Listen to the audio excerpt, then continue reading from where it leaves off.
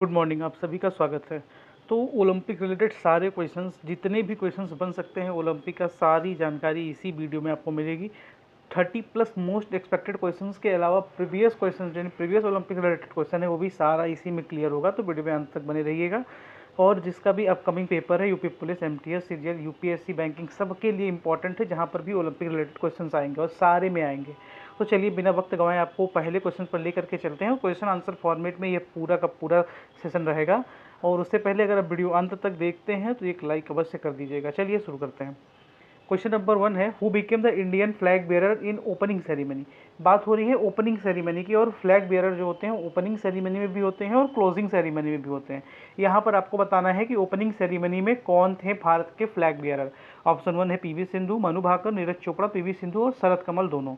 तो option number जो 4 है पीवी सिंधु और शरद कमल। इसमें पीवी सिंधु के बारे में आप लोग जानते होंगे, ये फर्स्ट इंडियन वुमेन है जो बैडमिंटन में silver medal plus 2 Olympic medals जिन्होंने सिक्योर किए थे।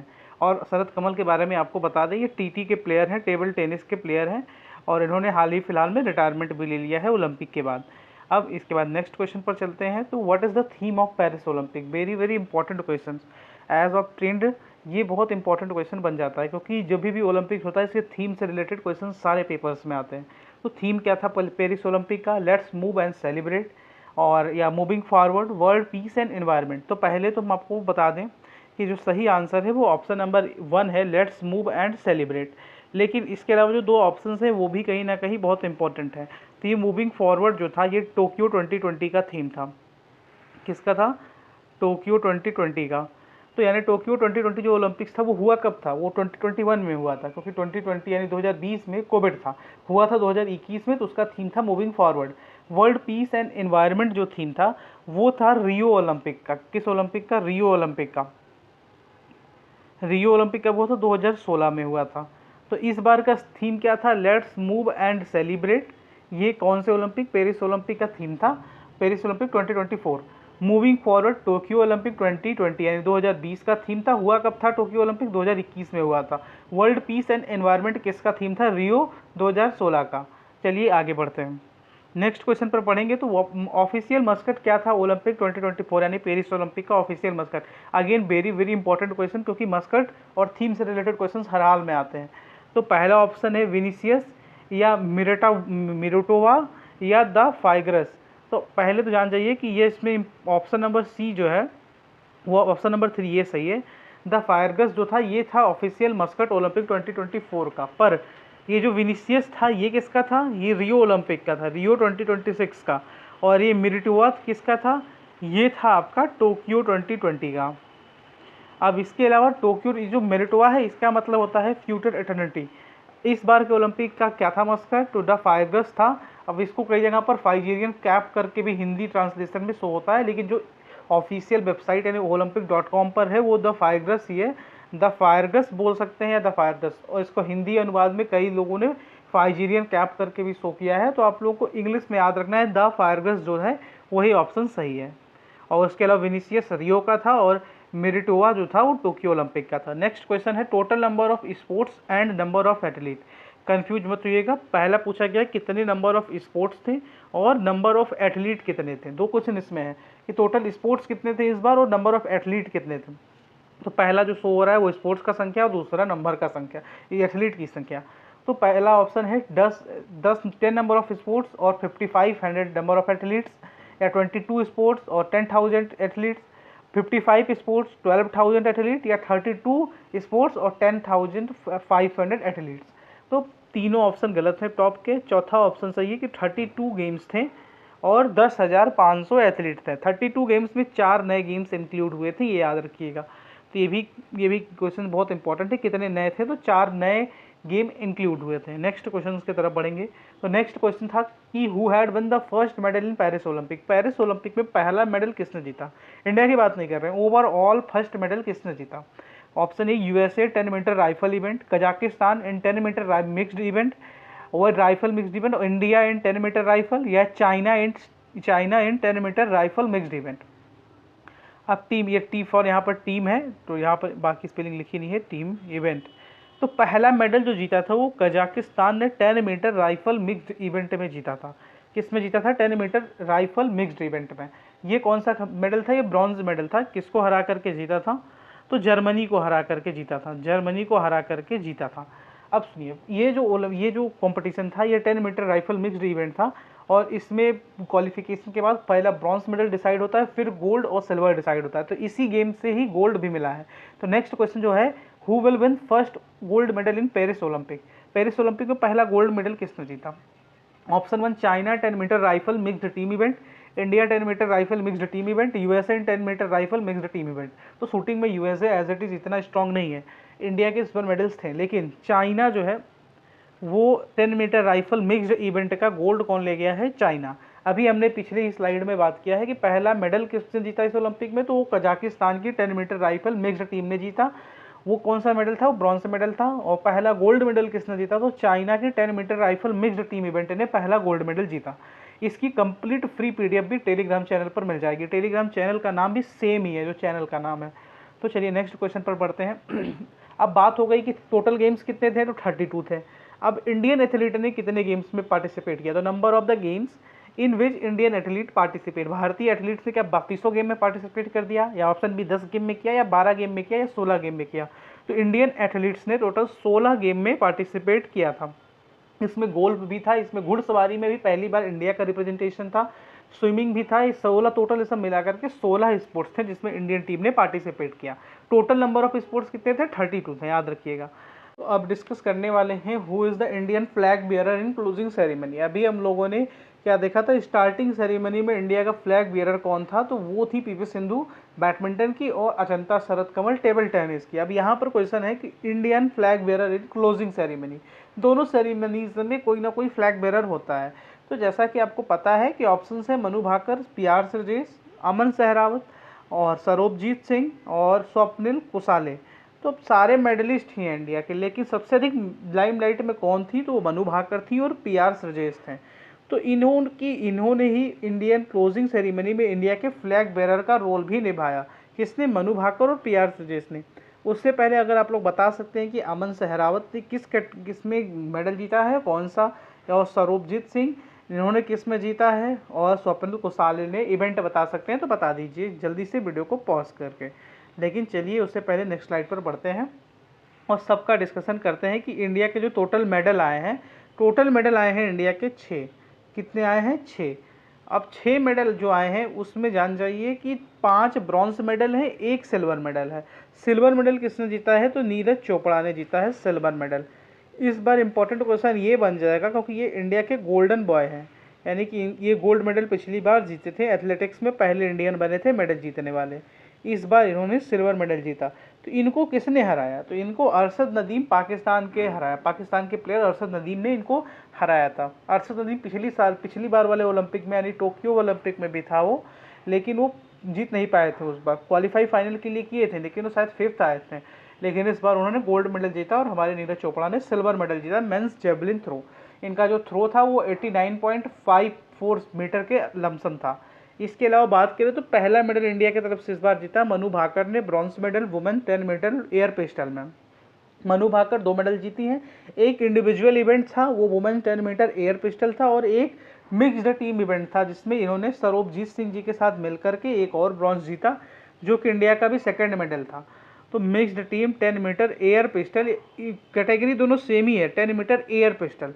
इसके अलावा आपको कंफ्यूजिंग करने के लिए 25 मीटर भी दे सकता है ऑप्शन में, क्योंकि जो मनु भाकर ओरिजिनली प्ले करती हैं वो उनका बेस्ट जो प्ले करती हैं वो 25 मीटर एयर पिस्टल में ही करती हैं। उसमें वो 4th आई थी इस बार, किस तरह से 1 पॉइंट से हार गई थी। हालांकि वो 2 मेडल जीतना भी बहुत बड़ी बात होती है।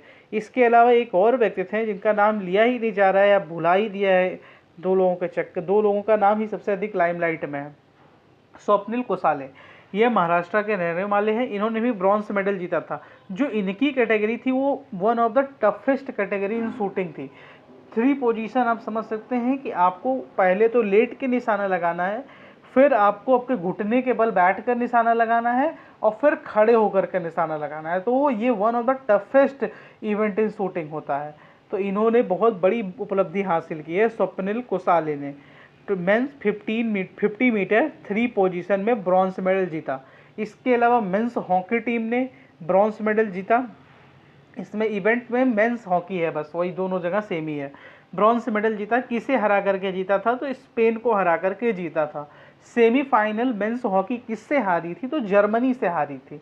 स्कोर लाइन पूछेगा नहीं, अगर पूछ लेता है तो बहुत दिक्कत वाली बात नहीं है, 3-2 था स्कोर लाइन।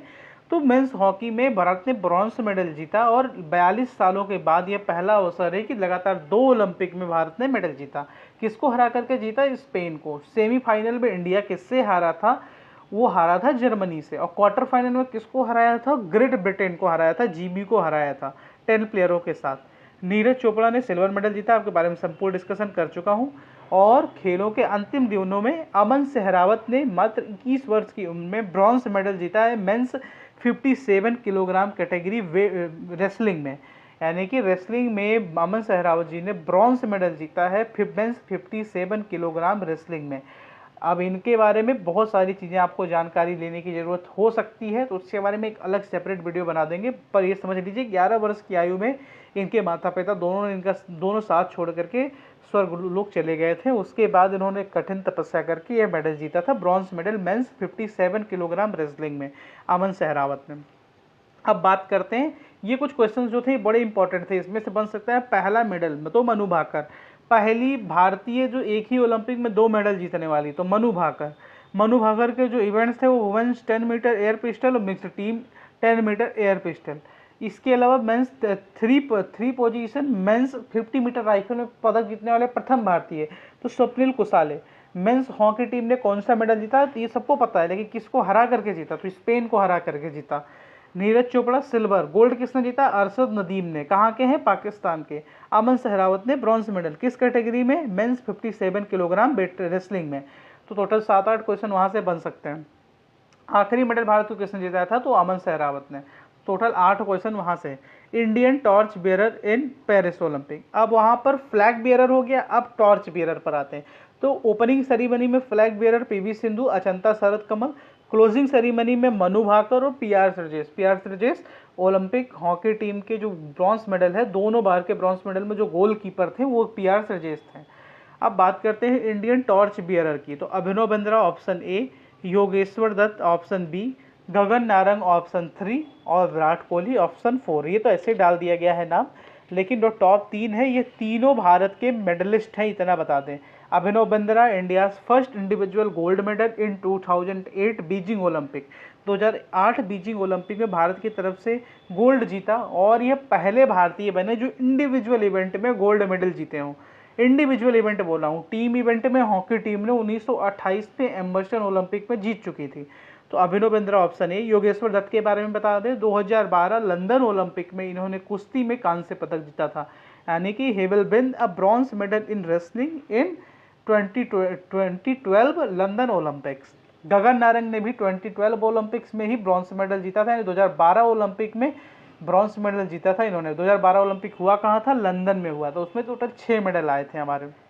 तो जो टॉर्च बियरर थे इंडिया के, वह अभिनव बिंद्रा थे, यानी कि India's first individual gold medallist, India's torch bearer in Paris 2024। अब नेक्स्ट क्वेश्चन पर बढ़ते हैं। अब इंडिया के चीफ डी मिशन बनी कि चीफ ऑफिसर कौन थे इस मिशन के लिए? तो ऑप्शन 1 है PT Usha, option B Gagan Narang, option C Milkha Singh, option D KD Jadhav. चारों ही इंडियन रिकॉर्डधारी हैं। अब बताते हैं इनके बारे में एक एक करके। PT Usha first women racer जो ओलंपिक में 4th फिनिश की थी, सेकेंड के 100वें हिस्से से इनका ब्रॉन्ज मेडल छूटा था। और फर्स्ट वुमेन जो इंडियन ओलंपिक एसोसिएशन की चीफ बनी है।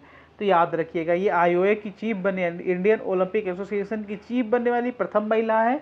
ओलंपिक फाइनल एथलेटिक्स में पहुंचने वाली प्रथम महिला है। सेकंड के 100वें हिस्से से इनका ब्रॉन्ज मेडल चूक गया था। गगन नारंग के बारे में अभी पिछले साइड में डिस्कशन कर ही लिया है। 2012 ओलंपिक में इन्होंने ब्रॉन्ज मेडल जीता था। मिल्खा सिंह जी के बारे में, मिल्खा सिंह पहले भारतीय एथलीट हैं जो ओलंपिक फाइनल में पहुंचे थे। नॉर्मन प्रचार्ड का नाम आता है, लेकिन वो एंग्लो इंडियन था।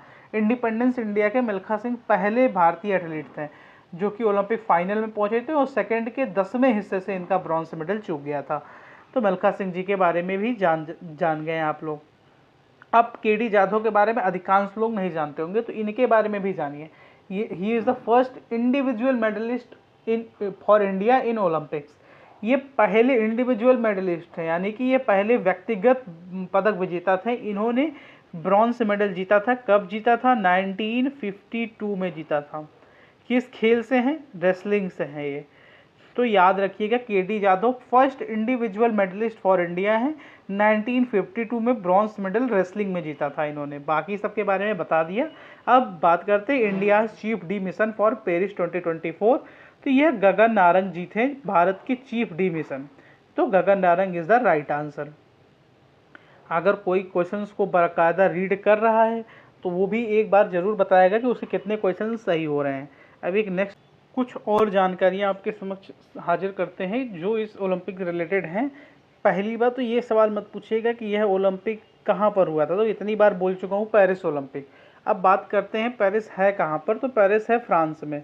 कहाँ पर? फ्रांस में है। फ्रांस बहुत ज़्यादा इम्पॉर्टेंट है कई चीज़ों के लिए, ये करंट अफेयर्स में भी फ्रांस बहुत ज़्यादा इम्पॉर्टेंट है।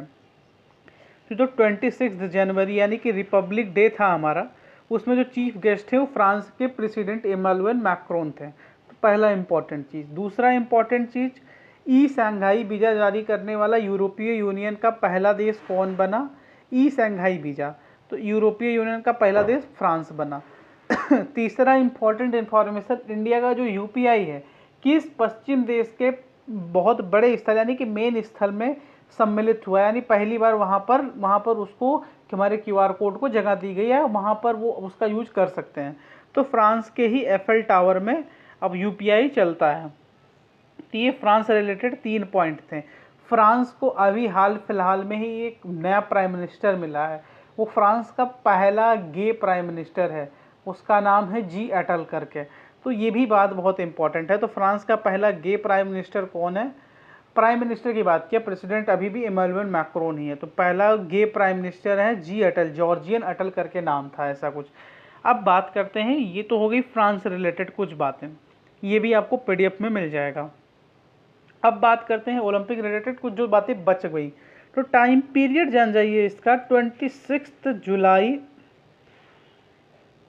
26 जुलाई से लेकर के 11 अगस्त तक इसका टाइम पीरियड था, यानी इतने बीच में ये ओलंपिक हुआ। तो समझ लीजिए कि अगर टाइम पीरियड कहीं पर भी पूछता है तो 26 जुलाई टू 11 अगस्त। बट 4-5 ऐसे स्पोर्ट्स थे जिसमें बास्केटबॉल था, रग्बी था, फुटबॉल था, यह 2 दिन पहले शुरू हो गए थे, वह 24 जुलाई से शुरू हो गए थे, क्योंकि उनके इवेंट्स बहुत ज़्यादा होते हैं इसीलिए उनको पहले शुरू कर दिया गया। लेकिन जो ओपनिंग सेरेमनी थी वो 26 जुलाई को थी और क्लोजिंग सेरेमनी 11 अगस्त को थी। तो ये बात याद रखिएगा। अब यह एडिशन कौन सा था? तो ये जो एडिशन था कौन से सत्र था ओलंपिक का? तो ये 33rd सत्र था। बहुत आसानी से कंफ्यूज मत होइएगा, कितने नंबर ऑफ स्पोर्ट्स थे तो वो 32 था और एडिशन कौन सा था? तो 33rd था। Move to the next section. In this section we will discuss about a medal tally, complete discussion of medal tally. How many medals? I have already tell you that the total 329 gold medals, यानी 329 gold medal थे total इस Olympics में। अब बात करते हैं कि जो रैंकिंग वाइज था, तो पहले बात करते हैं अपने देश की, भारत की, यानी कि पहले बात करते हैं इंडिया की। तो इंडिया की जो रैंक थी वो 71 थी। पिछली बार इंडिया की रैंक 50s में थी, इस बार 71 रैंक थी। टोटल मेडल 1+5 याद रखिएगा। टोटल मेडल कितने? 1+5 यानी कि 6। मेडल विजेताओं के नाम मनु भाकर और उसके अलावा मनु भाकर का टीम मिक्स्ड टीम इवेंट में मनु भाकर प्लस सरोबजीत सिंह, उसके अलावा मेंस हॉकी, फिर स्वप्निल कुसाले, फिर नीरज चोपड़ा और अमन सहरावत। ये इंडिया के 6 मेडलिस्ट का नाम था।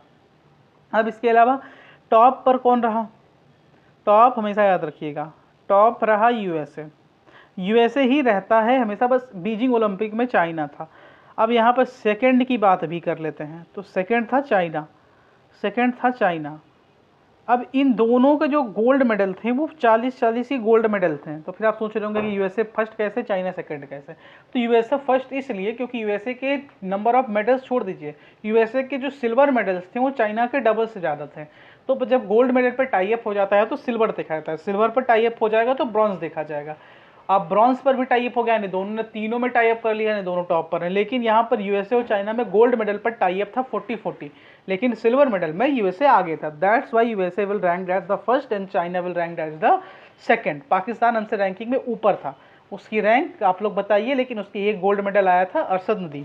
अब कुछ और बात कर लेते हैं कि नंबर ऑफ़ एथलीट्स आपको बता चुका, टोटल नंबर ऑफ़ एथलीट्स जो थे उसके बारे में भी डिस्कशन कर लिया, mascot, theme, time period, number of sports addition, opening ceremony, closing ceremony के फ्लैग बियरर, टॉर्च बियरर, सब कुछ बात कर लिया। अब एक बात समझिए कि अब अगला ओलंपिक कहाँ होने वाला है। नेक्स्ट ओलंपिक होने वाला है लॉस एंजलिस में। अब यहाँ पर सोच लीजिए लॉस एंजलिस वाले ओलंपिक में क्या एक खूबी बताइए जरा। तो एक क्रिकेट जो है, मेंस और वुमेन दोनों क्रिकेट जो है ये दोनों उसमें सम्मिलित रहेंगे। यानी कि लॉस एंजलिस में जो ओलंपिक होने वाला है, क्रिकेट बहुत समय बाद यानी टोटल 128 सालों बाद री एंटर हो रहा है। तो ये लॉस एंजलिस का ओलंपिक में क्रिकेट की एंट्री हो रही है, इसके बारे में अलग से डिस्कशन करेंगे। आज हमने आपको कंप्लीट पेरिस ओलंपिक करा दिया है। पेरिस ओलंपिक के रिलेटेड जितने सवाल आते हैं सारे आ चुके हैं इसमें। First medallist, first gold medal, सब कुछ बता दिया है। वीडियो पसंद आएगा तो वीडियो को लाइक अवश्य करिएगा, चैनल को सब्सक्राइब करिएगा और शेयर अवश्य करिएगा। हाँ, इसकी PDF हमारे टेलीग्राम चैनल पर मिल जाएगी आपको, सेम नाम से, जिस नाम से चैनल है उसी नाम से टेलीग्राम चैनल है। तो जय हिंद, जय भारत, भारत माता की जय, वंदे मातरम।